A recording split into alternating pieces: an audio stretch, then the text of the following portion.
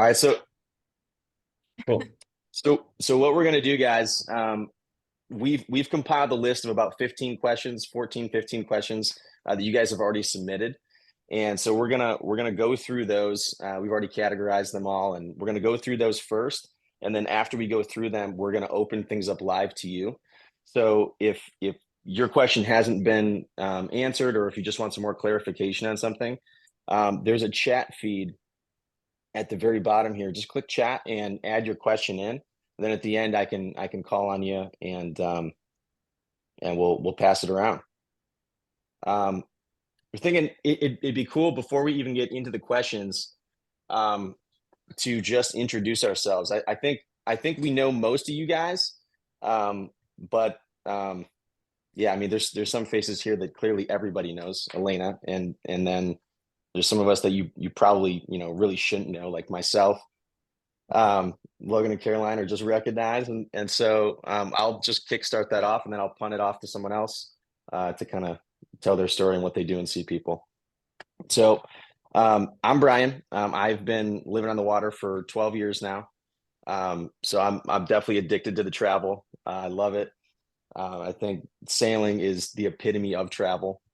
Um, Also a glutton for punishment because I'm still doing this 12 years later. The industry has changed so much in those 12 years. It's crazy in a good way.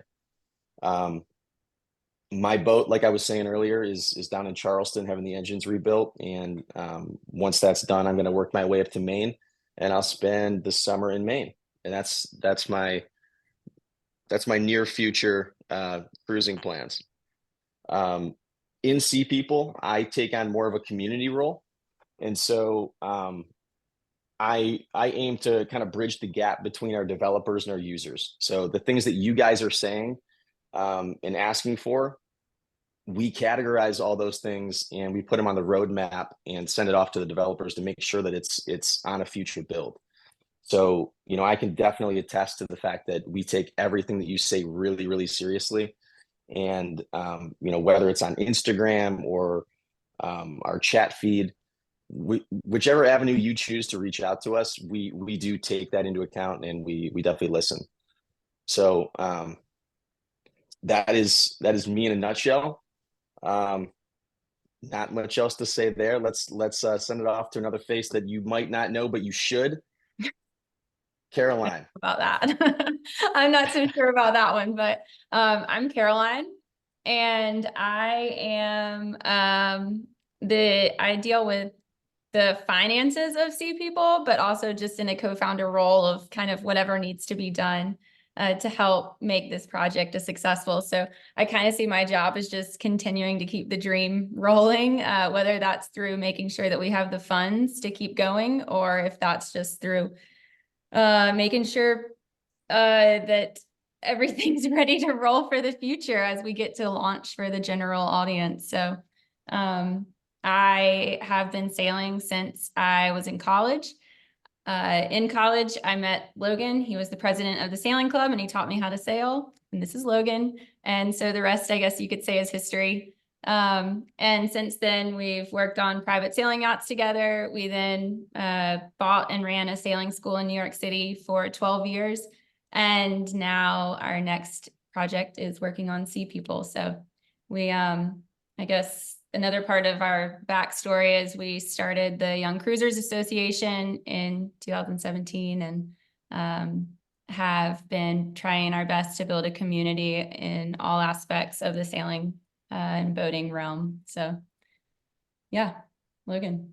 Yeah, so to you. no, it's good. They'll just add there that the YCA like part of all of this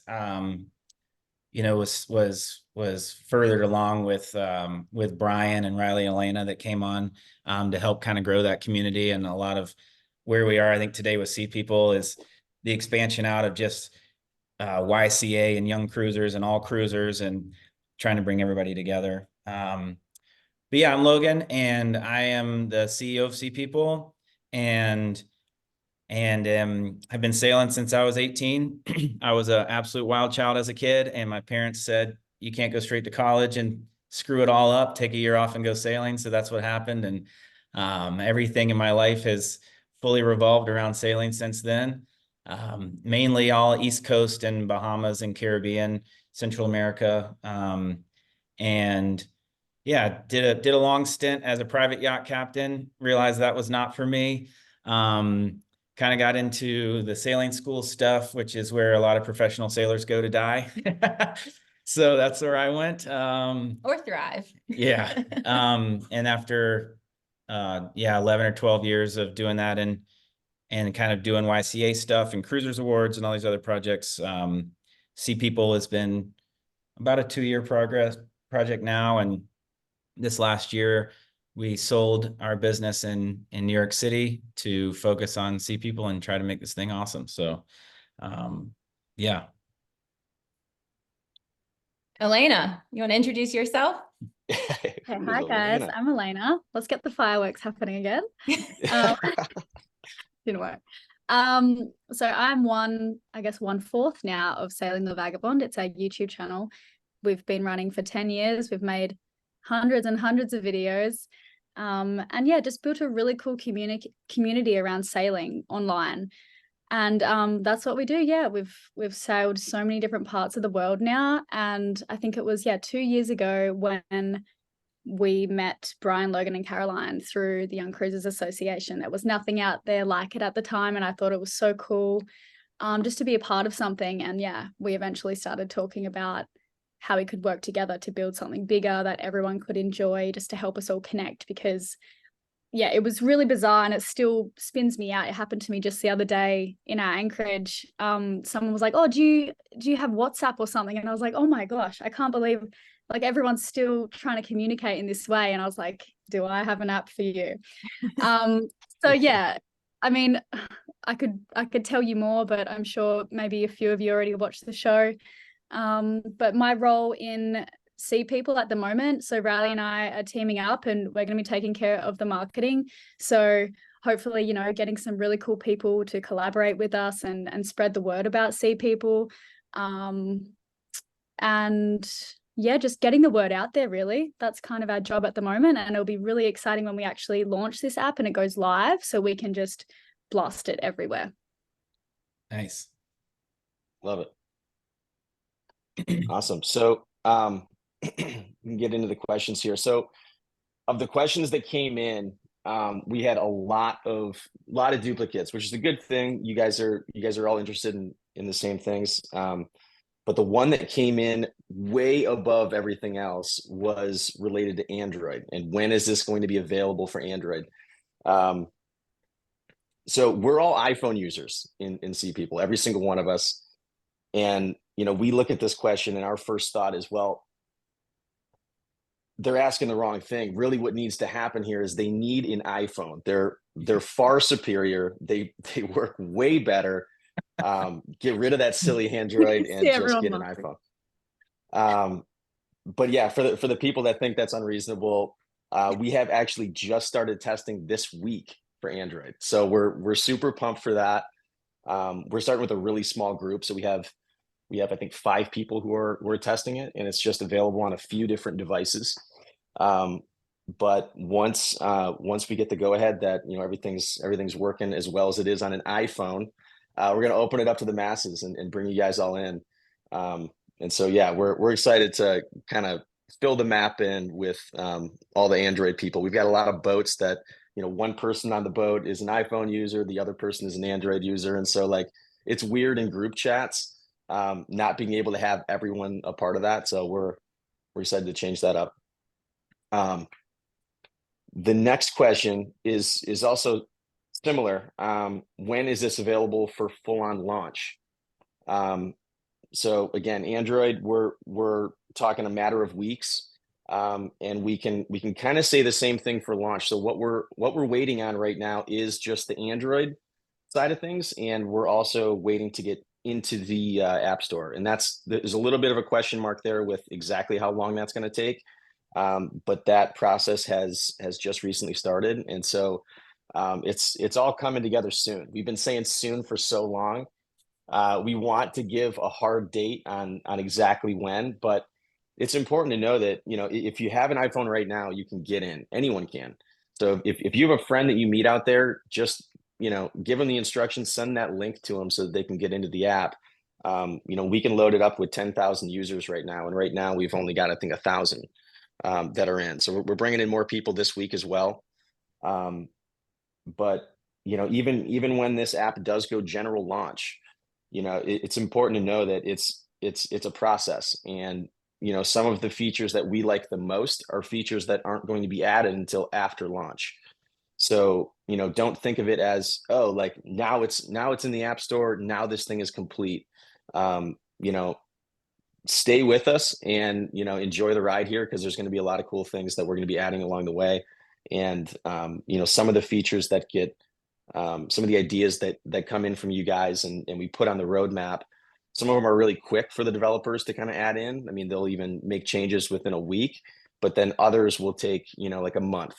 And having them taken off other tasks to work on an idea that just came in, it doesn't really work that way. So we need to really like prioritize things. But yeah, so that's also going to be, we can say, I think, a matter of weeks too. It's coming in really soon. So really shortly after Android launch, it's going to be available for everyone. So we're stoked to fill this thing out. Logan, anything else you wanna say? No, the only thing I would say Elayna, is the only thing I would add is that, I think right now there's 1,400 betas in there, a little bit more. There's about 11,000 people on the wait list to get in.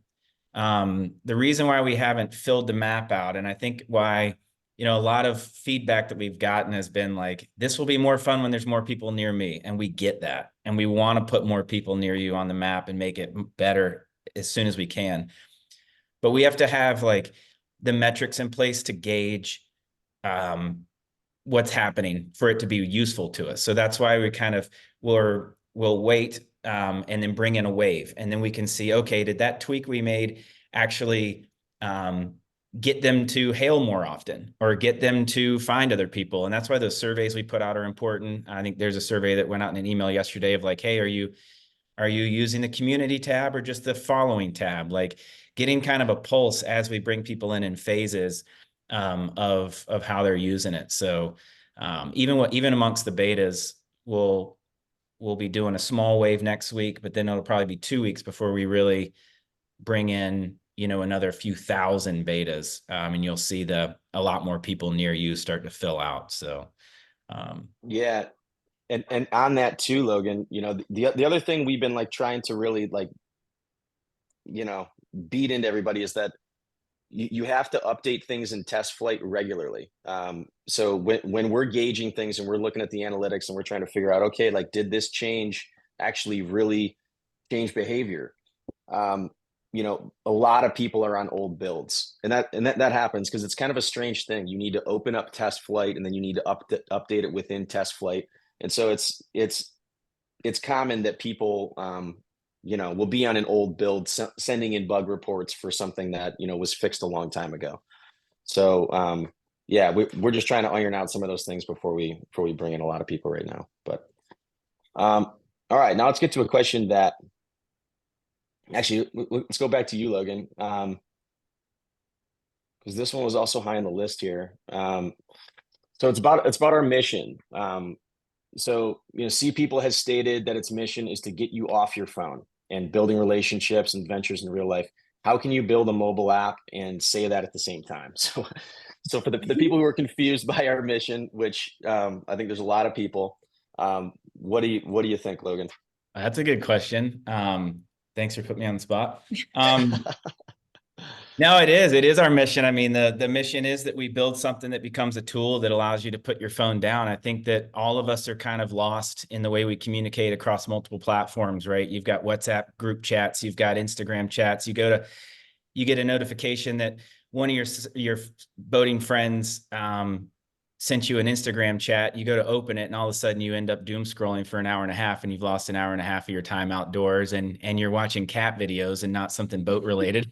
And you're like, what have I done?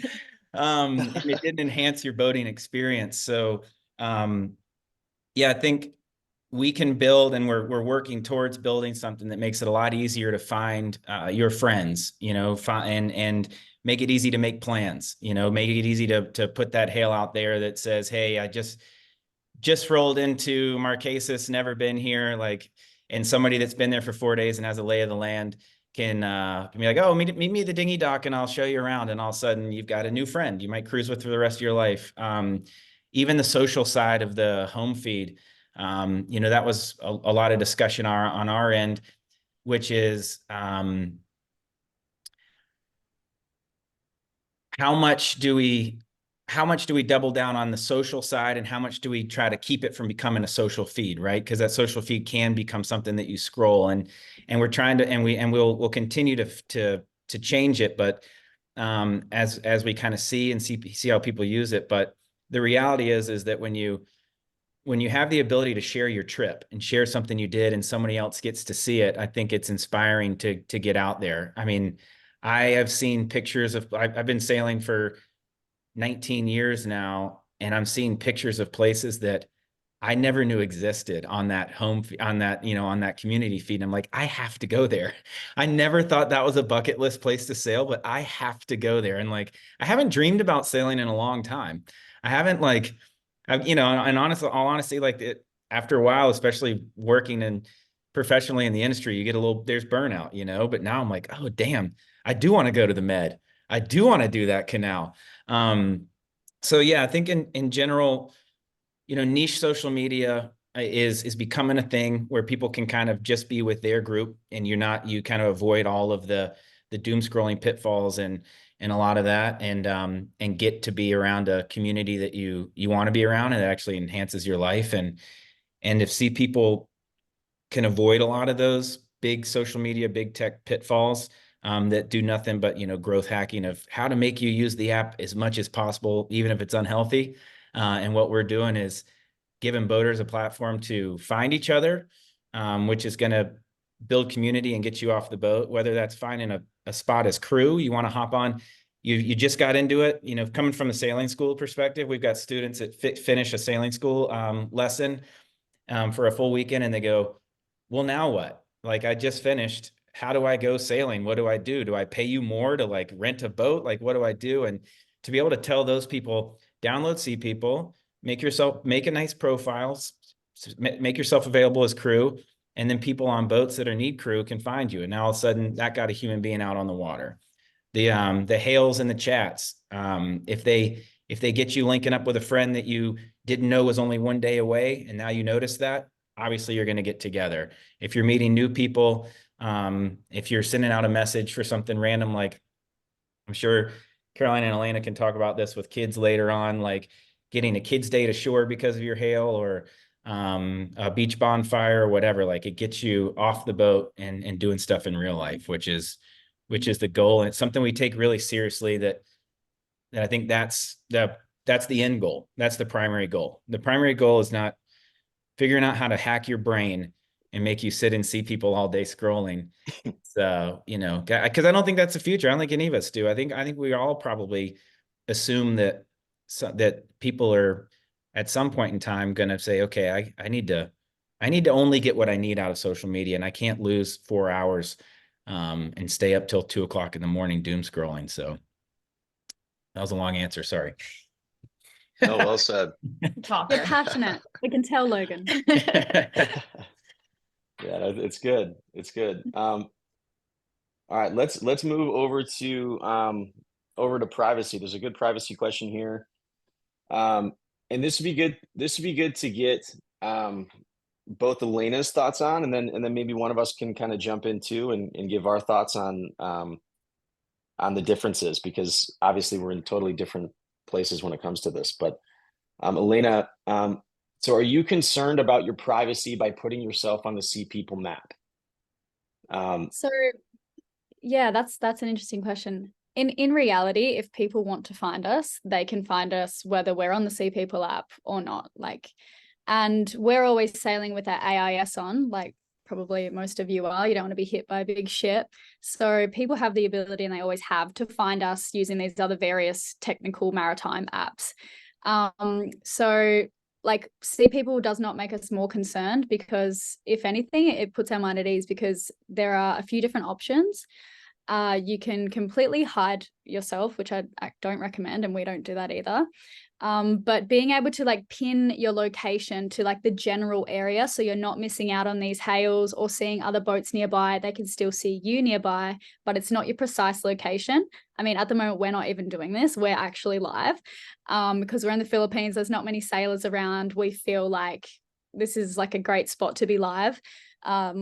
Maybe if we were like in the port of New York and there was like dozens of ships coming around, because of our unique situation, we would probably get a lot of people coming up to the boat to say hi.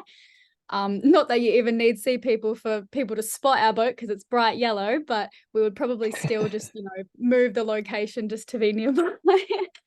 So yeah, you have the option to hide yourself, to be live, or to pin yourself into the general area. So yeah, I think you'll find what you're looking for. Yeah, it's good. So yeah, so some of the settings have actually changed. If you have the latest one, definitely check that out. This isn't really a tutorial for, you know, how to use it, but if you want to go into your settings, there's now 4 different settings for you to go through, or 3, but you can choose to also have your pin location on a map go to the last point you were on a track trip, like only actually go live on the map when you're tracking. You can do things like that.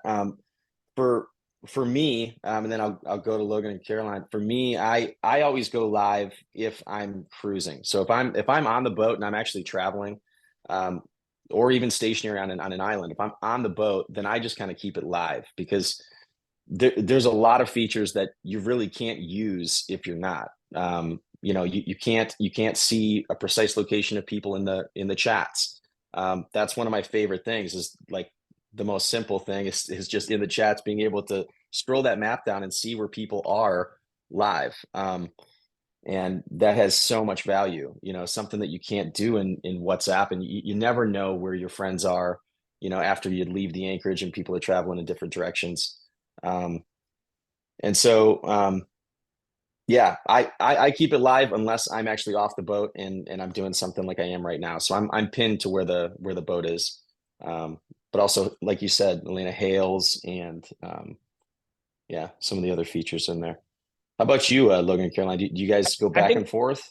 I think that covers it. Honestly, I'd be curious. Maybe I'm just gonna pick somebody at random and see if maybe we could ask how they're doing their privacy settings really quick. Is that cool, Brian? Yeah, that's a good call. Yeah. Rich, do you care to comment? Was that something you like could tell us how you have your location settings set and what you're comfortable with? I basically do the tracks when I can remember to, which is about half of the time, honestly. And I think it goes back to getting more people on the platform. I don't really use it that often, because I look on there and I look on the map and I see, well, there's only like 2 people here in this whole area that I'm at. And obviously, as we get more users, it's going to get more interactive, and you'll want to get on it more often to see who's around you. But I basically have whatever is at default. So if I open the app, and I think it's set to be just tracking me in the background all the time, which you guys have set to, I imagine, ping your location once every hour or whatever, something to that effect. So whatever that default is, or whatever, if it asks you when you need to track, it says always, right? When you're actually doing a tracking your passage. Yep. Mm-hmm. Whatever that default is, when you allow that, that's kind of where I'm at. So awesome. Thank you, Rich. Ryan, Beck, curious if you have found the location settings easy to find and easy to navigate, and easy to choose which one's best for you?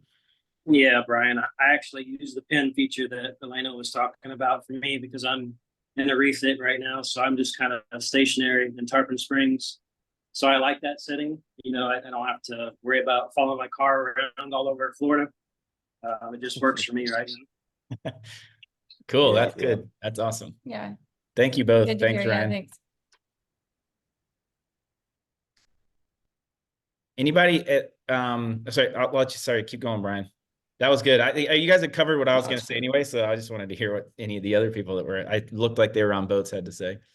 Actually, I just realized I realized the Adventure Cruiser on a boat, that window's so big, I thought it was a house. Oh my God, same. Oh, that's funny.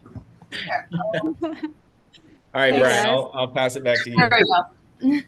Well, before we do you guys want to talk about what you guys do, or are you kind of the same as what's already been mentioned?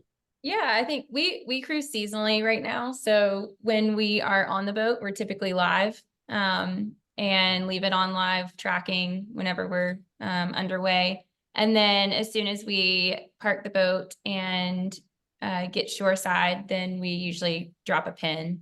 And it's interesting, like sometimes Logan will put his pin in the Bahamas because that's where we feel most at home. Or sometimes we put it in the mountains of North Carolina because that's where we are. And so we kind of move that around, and just to have interactions with different people around the areas that we love. So that's kind of how we use it, I would say. You have anything to add to that? No. Okay. Gotcha. Cool. Your tracks across the Abaco are pretty impressive. That's all I got to say. They're pretty wild, so they're all over Just the place. all red. Yeah, that's actually something that that's right. That's actually in the next couple builds is trying to clean that up to where you tap on somebody in focus mode, especially somebody that's, you know, a day boater is going to end up just covering a small area in red. And that's definitely on the roadmap. And then also not connecting, like for somebody like Rich that maybe forgets to track, or even more so for somebody that parks their boat in Florida and then flies home to Maine and then starts tracking another trip in Maine. Right now it's connecting those, right? And that's going to go away. And so you can always draw a trip. If you forget to track, you can draw that trip. And then when somebody taps in focus mode, it'll show the whole thing. And don't forget, you can also at any time go in and clear your server track. So you can go into settings and click clear server track, and it'll get rid of that mess of you can lives delete there. But you can't get it back though. points. Yeah, that's pretty destructive. So if you do it, just know that you're not going to be able to get it back, even if you ask really nicely. The You have trip's no going to way be of getting saved it though in back. your logbook. Yeah, all the your trips in are the safe. logbook. Yeah. Yeah, Yep. all your It's trips are just safe. the main line gone. Yeah. Yeah, exactly. Yeah. Exactly. Yeah. All right, well, let's shoot over to Caroline for this one. Hey, Brian, So I got a question real quick while we're talking about that, Yeah. if you don't mind. Go ahead. Is the purpose of following trips going to be that so that, say, family members and everyone else can follow you later on once the app is open? Is that Exactly. a thought? Well, that and you know the future of that and sharing your trips with family members back home, that is actually going to be web based as well. So you're not going to have to explain to your grandma how to download this app and how to work it. You can just send them a web link, and it's essentially going to be a blog into all the posts that you've done in your travels. Perfect. And so that's being worked on. Yeah, I think you'll see. Yeah. I think you'll see something that is like, you know, since you can have these tracks, these animations, add these photos, these full stories, something that even kind of is beyond, you know, if you've got a Starlink, you might keep your DeLorme for safety reasons, but if you have an EPIRB, maybe you don't even keep your DeLorme, like to where we give you the ability, you know, this is the goal, is that we give you the ability to have a instant blog, I guess you could call it, that grandma can see, right? You finish tracking your trip, it immediately goes to this unique URL. It's like cpblack.com/adventure cruise. And all your friends and family back home can keep up. And then I'm sure we can iterate on that too, where it can become something that's for anybody that's a content creator, let's say, you can do things that are avoid settings that are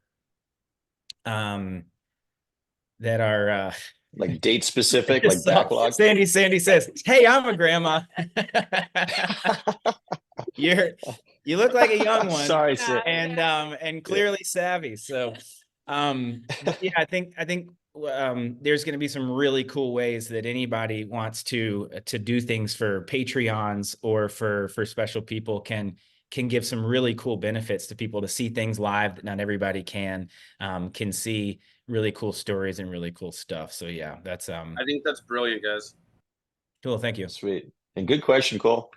All right, so This one for Caroline. So this is something that I think some people had maybe pulled off of our website again, off of some material that we had put out there. They're wanting to know. So how does C people improve on AIS and VHF, and why is that an important focus for the founders of C people? Okay. So I think this goes back to kind of what Logan was saying about putting the phone down in general, like, is that when we had the idea of C people, it was, and going back even to a YCA originally, it was to find a better way to locate and just create community. And so that when you're out on the water, you don't miss a old friend or a new friend by a day. Like that person, you know, could have been in the anchorage next to you that you could have spent the entire cruising season with. And so how do we kind of use technology to bridge that disconnect in communication? So we started thinking about like, okay, well, VHF is awesome, except, you know, if somebody doesn't have their radio on, you lost that message. So if you know that maybe a friend is a little ways away heading towards you, and you're trying to be like, come to this anchorage, then if they don't have the radio on, they're missing out on what the message you're trying to get across. So we kind of took that as like the inspiration of like, let's make hails that don't go away.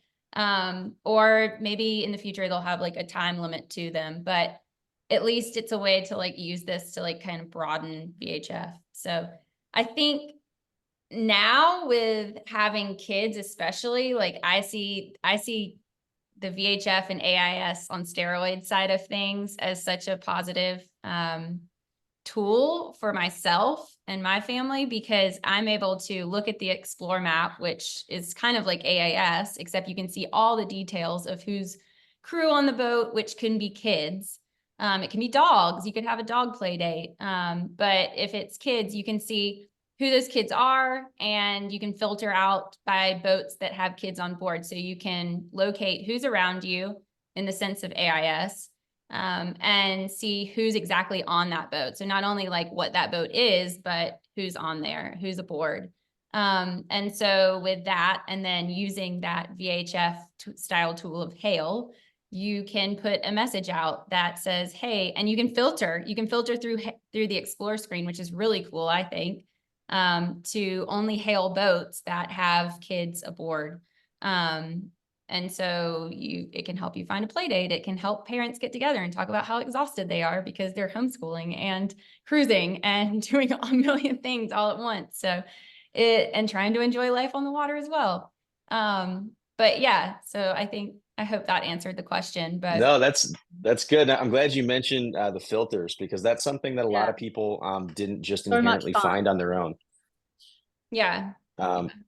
But yeah, it's something really useful. I mean, if you're out there looking for a spearfishing buddy, you know, you can always narrow down that map and find the exact people that you're trying to. That's the goal. I mean, once everyone finds it, and once we get, you know, the map loaded with everybody.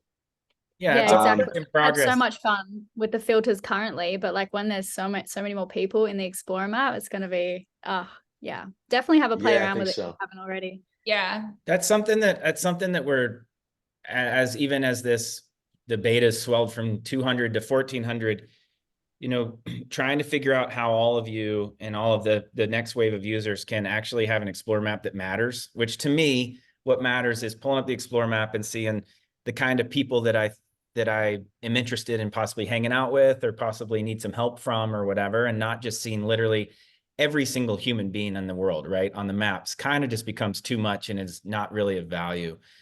So those filters, and then the ability to kind of preset your filters that save. So every time you open it, you're just seeing, maybe you've got enough friends because you're such a popular person that your filters are just seeing where your friends are.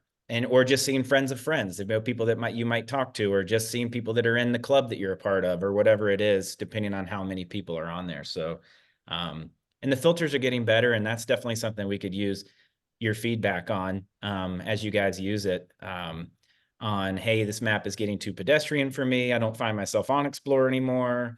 Or I wish I could permanently have this filter on, or any of that stuff's incredible feedback for us. Mm-hmm. Yeah, it definitely is. Yeah, I think the next survey is going to be focused on a lot of those things too. So I'm excited to get your raw thoughts on that. This next question, Elayna, this would be good for you because you're great at the big picture stuff, and you bring so much excitement into where you want things to go in the future. And so this one is asking, so where do you see people in 5 years? Where do you envision things being?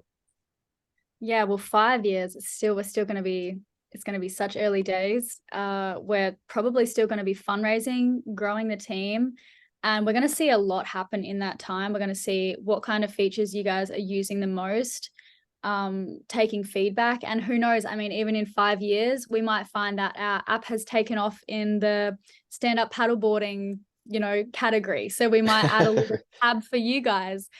Who knows? But I'd say mostly we're still going to be fundraising and just working really hard to grow what we've created and to cater to all of you ocean lovers out there.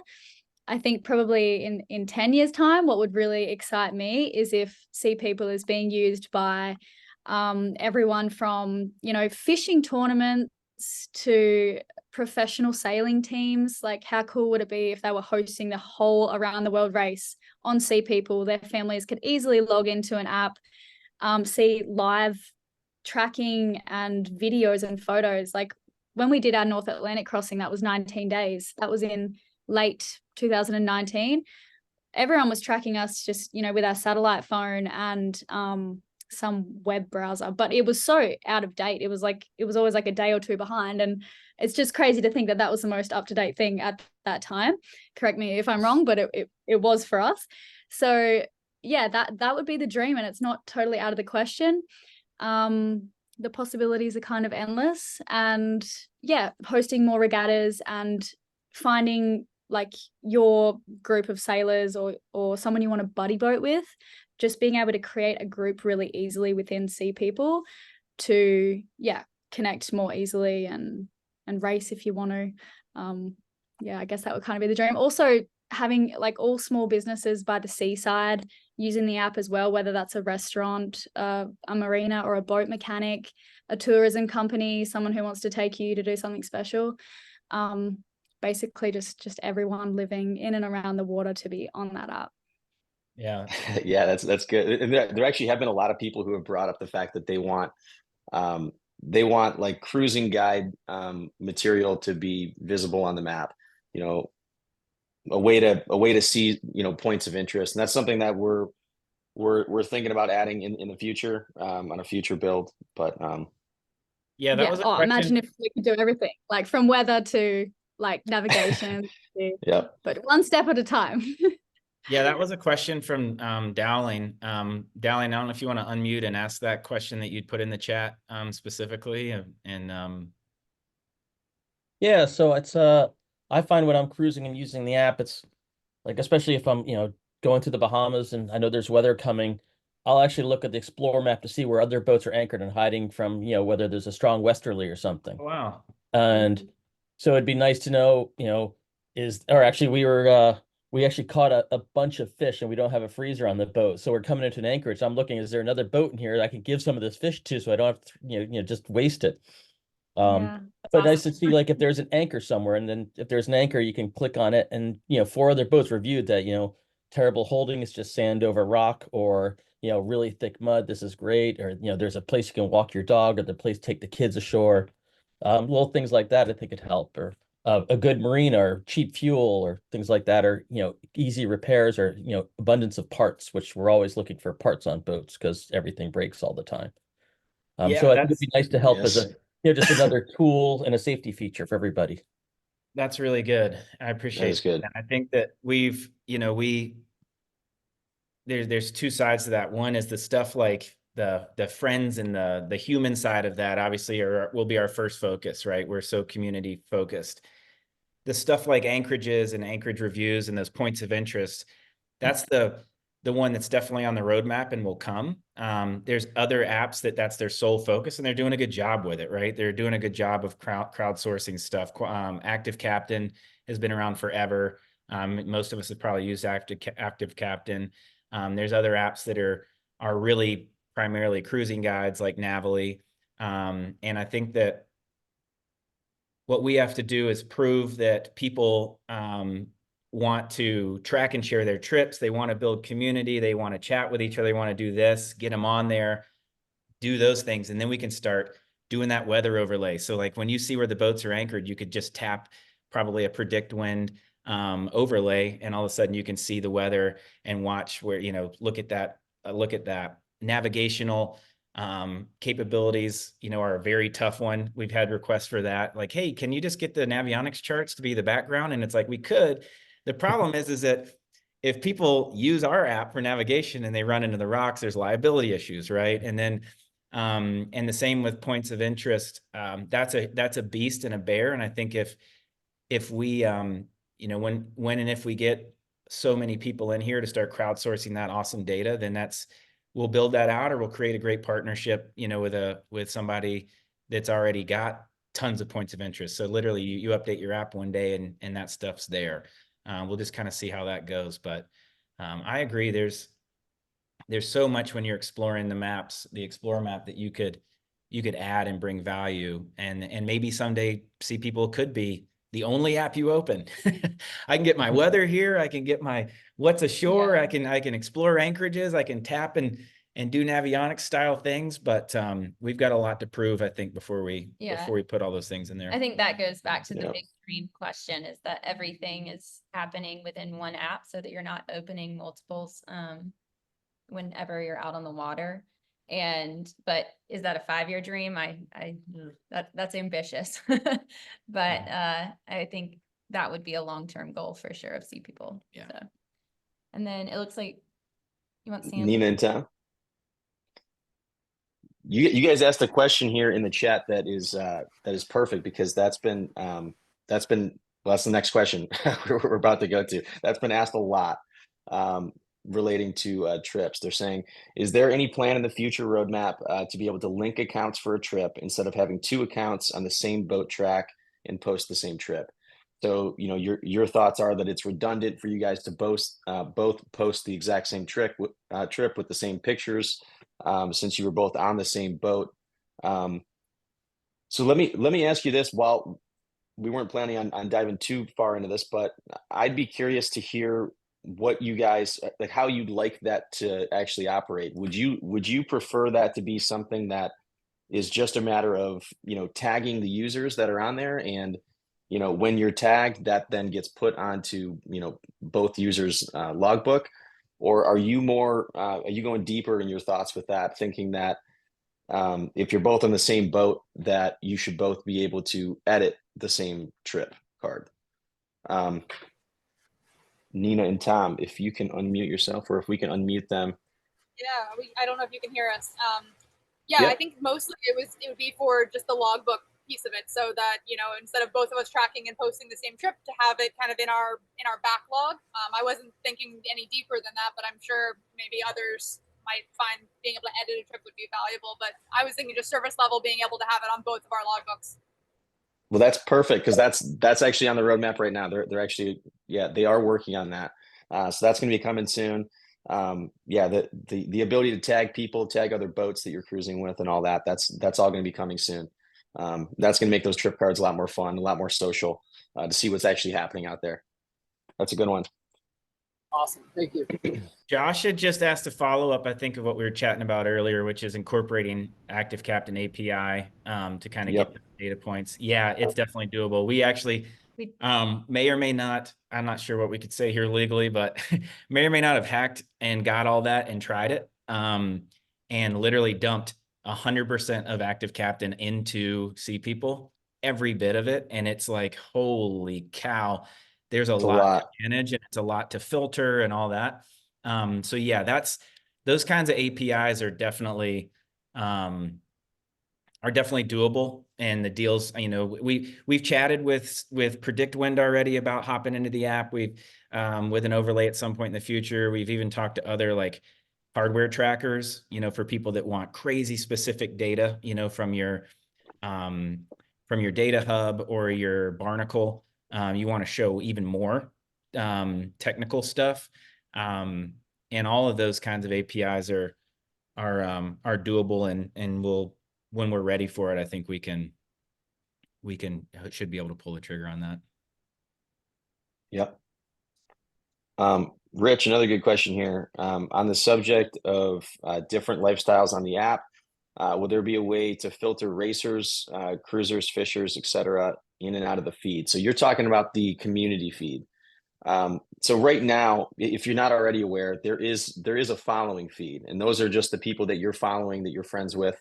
But the community feed, we are actually going to be working on filters for that, because we're about to be opening this up to lake boaters and, power boaters shoreside. And since there's, we're not going to want to be just, pumped with content that, doesn't interest us at all. And so that's a really good one. We are going to be working on some filters. That's gonna be fun. Sandy, you had a question. You want to pop your question in here?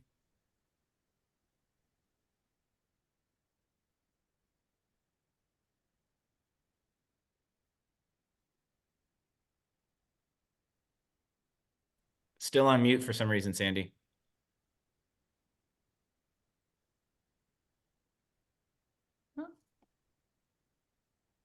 I can't forcibly unmute. There we go. There we go. So, and this is, I am probably the really old person on this group, so forget some of my technology related questions. So the Sea People, I'm on there as part of Sailing Vessel Golden Hour. But let's say we go to the French Polynesian charter catamaran or something over there. And so can I see what CP people are over wherever I am and not necessarily be on my boat, or will that just mess everything up? Does that make sense? Yeah. So what you would essentially want to do there is you would want to create another boat profile for the boat that you're going to be chartering on. So you just create a quick profile. If you want to be really detailed on it and show all the boat specs, you can do that. But just to track your trip and be able to add that to your logbook, you'd probably just want to add another boat to your profile, and then afterwards you can make as many boat profiles as you want to, and you can set a primary boat. So you can kind of move to and from. When you start your tracking, it's going to ask you what vessel you're on. So if you have multiple boats on your profile, it's going to ask you what boat you're actually tracking on. Yeah, I think people can definitely add more. If you look at my boat my profile, for example, I have like 7 boats on there, and some of them are ones that I just chartered for a week, but I wanted to track. And I didn't want that to be on my other boat. So it took about 2 seconds to take a picture of the boat, make that, add boat, take a picture of it, put the name. That's really all you have to do. And then when you go back through your logbook, or you want to show it to insurance someday, or you're going for a captain's license someday, or you need to show it to a charter company, you can literally say, look at the boats I've been on. You could tap on that boat, see the trips you've logged under that boat. So definitely don't hesitate to make a profile for your dinghy. If you're going to do a big adventure and you want to track it and be able to share an awesome adventure on your dinghy, like your dinghy should have a profile on Sea People, or your paddleboard. I have my paddleboard on there too. Yeah, if you regularly hop on a buddy's boat and sail all the time, then if they have a profile, ask them to add you as crew. Or there's no harm in just making your own version of their boat too, because it's all about your personal logbook, really, I think. Thank you. Yeah. The adventure cruise, was the intent for each person to have a profile, or in our case, have a joint account. So the intent is for you to do whatever you're comfortable with, really, with this. But because the chat feature is something we've spent so much time with, and there might be things that maybe you want to get into a chat about that maybe Emily does not. Those are the kind of the use cases that we kind of think personally that it'd be good to have separate accounts, so that you can set up a spearfishing mission, and Emily can do what she wants to in a separate chat, because the chat feature is something that we put a lot of value in. But yeah, there is going to be a way of actually messaging boats in the future, and that's essentially going to be starting a group chat with everyone who's on that boat listed as crew. Yeah, we kind of tried to have like when you're on the Explore map, maybe you guys have noticed this. You probably wouldn't have if you have a joint account, but so for myself and Caroline, we have the same boat that's a primary boat. When we start going, our profiles stack under our boat's name. And so whenever people would see you on the map, they'd see you as one, but then they can message and send you separate stuff. But like Brian said, we've also just tried to make it to where we can do what you want. And there are a lot of people that their cruising style is very much as a unit, and they're always going to the same parties together anyway. They're always going out on the same day trips together anyway. And then there's some people that are different, and you can do whatever you want. So for myself and Caroline, as seasonal cruisers that kind of been going back to the same spot for the last 6 years now, we have very separate lives when we get there, right? Where we have our own groups of friends and we do our own kind of stuff, and we have our own work schedules, and it's good to have an independent account, but I can definitely see why some people are just good with that one account. So maybe Alex and Emily are just deeply in love and you never want to separate. And I've got some questions for you, Alex.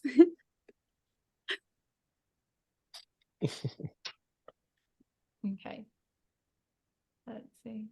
Could you link? Hi, Jonathan. Jonathan Horvath has joined with 3 minutes left. John, you're kick saving him the best out for the end. I know, man. I know how you operate. This is the voice, by the way, this is the voice of the Cruisers Awards and about, 30 other international brands out there, who's also a sailing school owner and professional and lifelong sailor who's cruised all over the Caribbean and stuff too. So, hey, Jonathan, good to see you.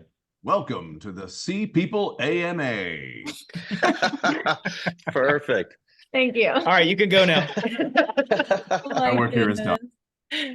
Brian, Josh, have one last one, and maybe we can wrap it up. I think everybody's kind of slated themselves an hour for this morning, and there's a couple that came through here, and we'll probably have to close it.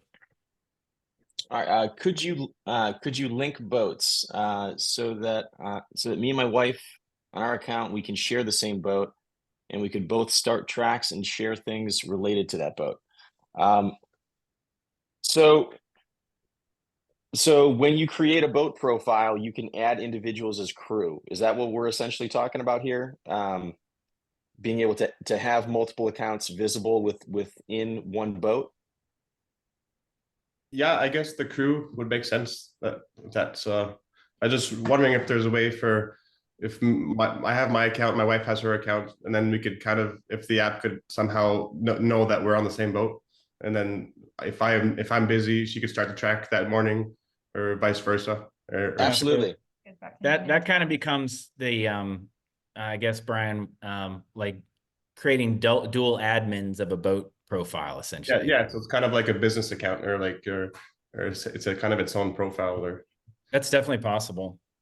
But right now, so if say she hasn't opened the app, if she's not doing anything, and you guys are both listed as, that boat is listed as your primary for both of you, and one of you starts tracking, you guys will stack, because it goes to the individual who is the most recently active, on the app. Okay, got it. So where are you at right now, Josh? I met you in Hopetown, but yeah, I'm in Ontario, Canada, close to Toronto or Niagara Falls. Gotcha. How about you guys? Good to see you. Good to see you. I'm up in Michigan right now. We're kind of all over the place right now. Logan and Carolina, we're in North Carolina. I saw the email this morning, and then I saw it was 8 a.m. So I was like, oh, I'll just hop on to see how you guys are doing. Nice. Yeah, thanks for joining. Yes. There's one question that maybe got stacked in here, which is Lexi, are you still there? Do you want to ask your question about ads? Otherwise, I can read it. Yeah. Hey guys, sorry, wasn't prepared to be on camera this morning. I was just wondering if advertising is any part of the long-term plan for the app. I think that. Can you answer? Yeah, I'll answer that one.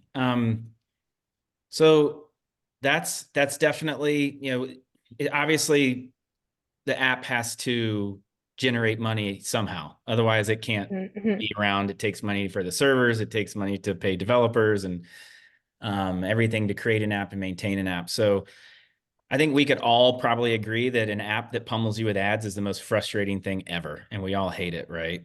Ads that are of value, you know, maybe something we consider. Ads are not on the immediate roadmap. I think if we're talking about how this app going to pay for itself, it will be figure out what features are really, really, really useful and where you're saving money. Like if you're able to ditch your DeLorme, then that's something that we put behind a paywall, right? And you could say, hey, I don't have to have a $40 a month DeLorme thing, then sweet. That'd be worth paying for some premium. You know, interstitial ads, which are essentially like just kind of show when something would be loading anyway. It's not something you have to tap to X out of. That's one kind of ad option in the app world. Paying to be ad free, you know, seems like kind of a frustrating. That seems like one of those things that, like, as a app developer, you say, okay, how do I force people to pay me? Well, I'm gonna push an ad in front of their face, and they have to pay me to get those ads to go away, or they have to stare at it for 30 seconds. So, you know, we don't have all the answers on that. I think there's cool things that could be of value. I mean, if you think about what we could do with this app, you could be going down. Let's use the Intercoastal Waterway in Florida, for example. Covered in restaurants, covered in marinas. There's stuff that could be of value that is also still kind of an ad where you enter a zone where a restaurant does a great happy hour, and they're able to, you start coming through an area and they've got an anchorage nearby, and you get a notification that says the Thirsty Turtle has half off drinks from 5 to 7. You didn't know that, and now you're pumped because you're getting half off of drinks. And so those are the kind of things I think we could be creative with, and just try to make sure that if there are ads, they're actually of value and it's not like something random. Did you have specific fears of ads, or things that you've noticed in the past that you loved or hated, or things that you think work that you would, you know, that kind of spurred that question? No, I'm just kind of curious about the economics of the app, because right now, you know, it's free and you guys are fundraising. I'm just wondering, like, long term, how that's going to sustain itself, essentially. Yeah, I think long term, you know, I think it's a freemium model, which kind of seems to be where every app goes, where if you can be in the app, you can get great utility out of it, you can enjoy it as a free user, and you're bringing something to the table as a user, right? You're more people using it, more community, more stuff going on, more people to meet. And then the really high value things that if you find value in them enough, then you voluntarily pay for premium, right? You say, yeah, I think that seems like what makes the most sense is like putting the really high value stuff behind a paywall, because then the people who don't need those things, they can still access the app for free. Right. Yeah. If we haven't given you something that's worth paying for, then we don't deserve to be paid. Bottom line, right? Like if there's 1 million people in here and there's 10,000 boats looking for crew, and there's 30,000 people wanting to be crew, that's a pretty good ratio. And that all of a sudden you don't have to pay for a $50 a month crew website. You can toggle on a button, and you're actually getting real offers to join boats as crew, or as a boat owner, you're getting real good quality people that are going to help you on a passage. Then that's something I think any of us would be willing to pay for. So it's a great question. Thanks. A great question. Good question. Yeah. Thank you guys for joining. Do we have any last minute questions we want to go into, or should we wrap things up here? I would say so. I think we've gone through our questions on this list here for the most part. We had a couple for Jean-Michele. We had 2 questions about fundraising. I'm happy to answer really quick. If anybody needs to roll, we could just give a wave and tap out. If you're sick of hearing us talk, but and if you are tapping out, we just can't say how much we appreciate you. I think that we'd be nowhere without betas giving us feedback. The amount of things that have changed in the app directly based on things you've said. Some of you have seen them because you've watched, you know, kind of something that you suggested turn into reality. But Hope's asking if we're looking to sell shares in the business, and are we willing to talk about fundraising efforts at this time? This is from the Adventure Cruise. Are you going traditional VC? Are you going to open it up to users? So I guess that question leads me to wonder what Hope was asking is, Hope, are you asking because there's interest from you guys to possibly invest in the future of Sea People? Is that something that also Adventure Cruise is kind of getting at, that you think it'd be cool, or you'd like the opportunity to invest in the future of Sea People? And then I can kind of chat about where we are, and maybe Caroline can come into that too. Hope says yes, we're interested. Hope you can, if you're not able to unmute, that's great. And if you are able to unmute, you can pop in, and Venture Cruise if you want to follow up on your question. Yeah, guys, I love what you guys have done with the app so far, and I see huge potential. I've expressed that to Brian and when we were together in the Bahamas, but yeah, just kind of want to know if you guys don't want to talk about it publicly, that's totally fine. I get it, but just interested in what that looks like. Cool. Do you want me to start? And then Yeah. Yep. So yeah, we have up to date, those of us, Brian, Caroline, me, Jean-Michele, Riley, and Elayna have self-funded this so far. And we're definitely at a point where expenses are getting very real, and, and building this thing out to be what it could be is going to take fundraising now. It'll take another round of fundraising. Traditional VC would be probably 2.5 years away, 3 years away at like a real Series A. So right now, any kind of raise would still be considered friends and family, and be done on convertible notes or safes and stuff like that. How that looks and how that closes out, it's not wanting to talk about it publicly. It's just not, it's not totally sorted out, we've definitely pitched to like angel funds and stuff like that with where we want to be and where we hope to be. See that filling out all of our need. Maybe not. Maybe this still does become friends and family round. I think that there's a friends and family round, like, that you bring up a good point. For us, it's like, do we go to you guys and say, hey, we need money, and we want to get to the next level and open that up, is something that is interesting. You brought that up. I'm sure we've all considered it, like, hey, what if the users want to kind of fund this thing moving forward?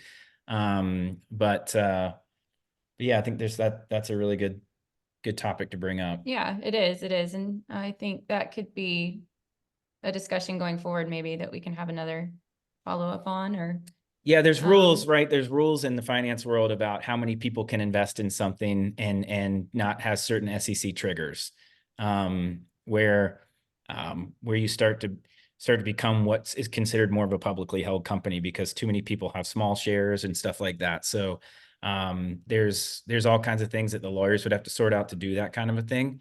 But I would love to see a future where users drive. That'd be awesome. That'd be incredible. People that get it and know how it works and believe in it, have the opportunity to do that. That's a really good point. So I appreciate you both bringing that up. Yeah, really. Personally, just to add to that note, I think that Elayna can speak more to this than I can, but even like on Patreon is essential, right? Like for us creators, Patreon is so valuable. And I think that crowdsourcing or crowdfunding in this sense, especially if you get your users behind you from they're buying into what you're doing, it could speak volumes as to the success of the application. For sure. Hey, Cole, I'm pretty sure I called you Alex before, didn't I?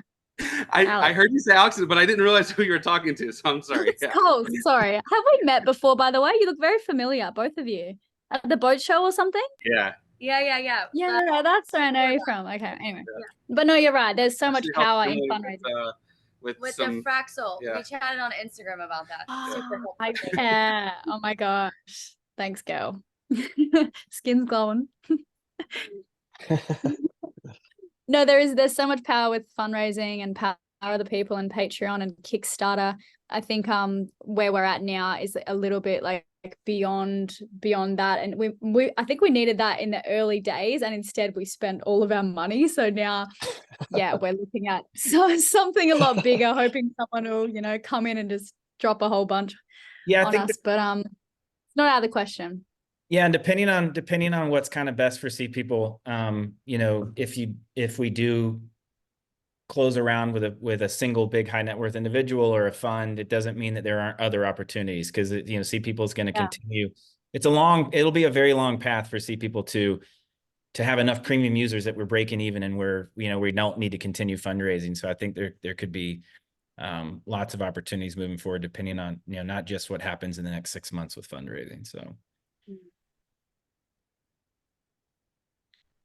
Thanks for being open with that, guys, and keep us updated if there's anything we can do to help. I mean, we, like I said, I'm really impressed with what you guys have built so far. Awesome. Thanks, man. Appreciate that. Thank you. Yeah. Okay. Well, thanks for joining, everybody. I mean, you guys really are the lifeblood of Sea People, and keep the feedback coming. Even after general launch, we're going to have some avenues for you guys to still get us that feedback. Even though that chat is going to disappear, we're going to have some different ways for you to let us know your thoughts. And we're going to keep the surveys going. And yeah, keep being involved. It's going to be a long one, but yeah, so cool to see your faces. The first ever live chat. I'm going to remember every single one of you, especially you, Cole. Hey, Rich, Rich, you had one last question. We'll close this out, but related to your to the hails, we can maybe we can do a DM after this or something and chat about that in the future of those, because I'd like to get your feedback on why and how you want to filter the distance. So awesome. Yeah, and Josh, I'll reach out to you too personally. So we did talk a little bit earlier about when we're going live. And we can also talk about the raise a little bit further. Just no private Jonathan, but can Jonathan close this with like something of like, thank you for please on the first ever. Just give it a whack, Jonathan. Thank you for attending the first ever Sea People Beta Q&A. Have a great weekend and stay salty. Thank you. It's perfect. All right. Thanks, everybody. Big Memorial Day Thanks, guys. coming up. So wish him luck at the sailing school too. Yeah. Thanks, everybody. Good luck. All right. See ya. Thanks, fam. Bye. Bye. See you guys.